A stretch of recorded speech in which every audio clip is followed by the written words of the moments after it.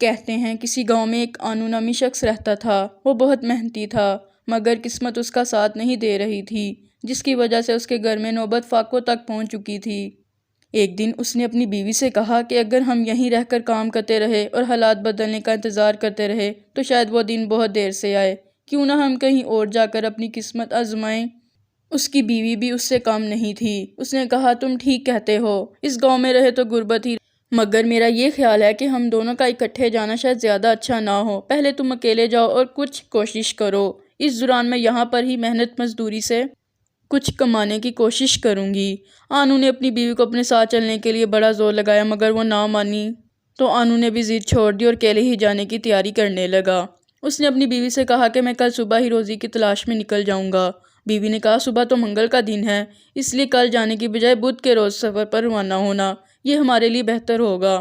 آنو نے کہا میں ان باتوں پہ یقین نہیں رکھتا مگر ایک دن سے کیا فرق پڑتا ہے، تمہاری خوشی اور اطمینان کی خاطر میں پرسوں روانہ ہو جاؤں گا۔ یوں ہی باتیں کرتے کرتے دونوں سو گئے۔ صبح جب آنو کی بیوی کی آنکھ کھلی تو اس نے دیکھا کہ آنو اپنے بستر میں نہیں ہے۔ وہ بہت پریشان ہوئی کہ ایسا تو کبھی بھی نہیں ہوا کہ آنو اس سے پہلے نیند سے جاگا ہو، آج کیا ہوا ہے؟ اس نے اپنے چھوٹے سے گھر میں ادھر ادھر اس کو ڈھونڈا مگر وہ نہ ملا تو اس کی پریشانی میں مزید اضافہ ہو گیا۔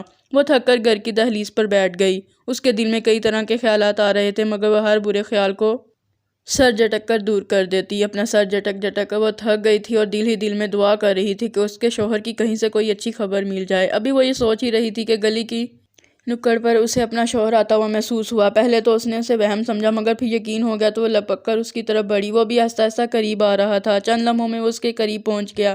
آنو اپنی بیوی کی یہ بے چینی دیکھ کر پریشان ہو گیا اور اسے پوچھنے لگا کیا ہو گیا ہے، اس طرح کیوں بے چین اور پریشان ہو رہی ہو؟ بیوی بولی تم بتاؤ کہ اس وقت کہاں سے آ رہے ہو؟ میں تمہیں گھر پر غیر موجود پا کر سخت پریشان ہو گئی تھی، اس سے پہلے تو تم کبھی اس طرح گھر سے نہیں گئے تھے۔ وہ سب کچھ ایک ہی سانس میں کہہ گئی۔ ارے بلی لوگ، تم اتنی سی بات پر پریشان ہو گئی؟ ابھی تو تم مجھے کل روزی کمانے کے لیے شہر بھیج رہی ہو اور آج تم میرے بغیر یوں پریشان ہو رہی ہو، میرے بعد تم کیا کرو گی؟ اچھا زیادہ باتیں نہ بناؤ، مجھے بتاؤ کہ کہاں سے آ رہے ہو صبح صبح؟ بلی لوگ، آج میں صبح کی نماز پڑھنے مسجد گیا تھا۔ کل مجھے سنتو بتا رہا تھا کہ صبح کی نماز پڑھ کر اللہ سے مانگو تو وہ ضرور دیتا ہے، مگر تمہیں تو نماز پڑھنی ہی نہیں آتی، مجھے لگتا ہے کہ تم میرے ساتھ جھوٹ بول رہے ہو۔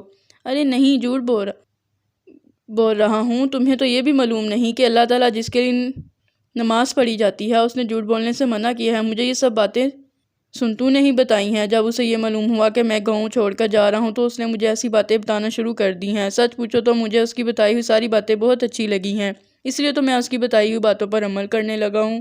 اس نے تو مجھے یہ بھی بتایا ہے کہ جھوٹ بول کر اگر ہم کسی سے کوئی فائدہ اٹھا لیتے ہیں تو جسے جھوٹ بولا ہوتا ہے اسے اگر معلوم نہ بھی ہو تو پھر بھی اس پر سخت سزا ملتی ہے۔ یہ کیا بات ہوئی؟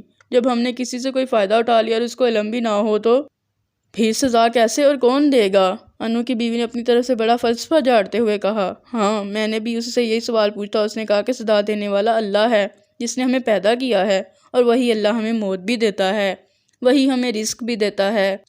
اسی کا یہ حکم ہے کہ سب لوگ بری حرکتوں سے بچ کر رہو۔ اگر ہم تمام بری حرکتوں سے بچ کر زندگی گزاریں اور اسی حال میں ہماری موت آ جائے تو ہم جنت میں چلے جائیں گے، جہاں ہمیں بے شمار سہولتیں اور نعمتیں ملیں گی، اور یہ سب نعمتیں ایسی ہوں گی کہ جیتے جی ان کا تصور بھی نہیں کیا جا سکتا۔ آنو، تم جو یہ باتیں کر رہے ہو اگر سچ میں ایسا ہی ہے تو مجھے اور بھی باتیں بتاؤ۔ ارے بھلی لوگ، کیا یہ ساری باتیں یہیں سڑک پر ہی تمہیں بتا دوں؟ ابھی گھر چلو، آرام سے بتاؤں گا، مگر سب سے پہلے تو گھر چل کر تم بھی نماز پڑھو۔ مگر مجھے تو نماز پڑھنا نہیں آتی۔ کوئی بات نہیں، مجھے بھی نہیں آتی تھی مگر میں نے بھی پڑھ لی ہے۔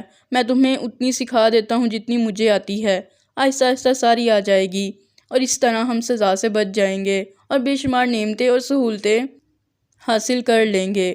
یہ باتیں کرتے کرتے وہ اپنے گھر پہنچ چکے تھے۔ آنو نے دیکھا کہ اس کے گھر کی دیوار پر ایک کوا بیٹھا کچھ کھا رہا ہے۔ اس نے شرارت سے اسے اڑایا تو اپنا کھانا وہیں گرا کر اڑ گیا۔ اس نے پاس سے گزرتے ہوئے دیکھا تو ایک چھوٹا سا اصلی ہیروں کا ہار تھا۔ بلی لوگ، یہ دیکھو، ابھی ہم نے نیک بننے کا ارادہ کیا ہے تو اللہ تعالیٰ نے ہماری مدد کر دی ہے۔ جب سچ مچ کے نیک بن جائیں گے تو وہ پھر ہمارے ساتھ کتنا اچھا سلوک کرے گا۔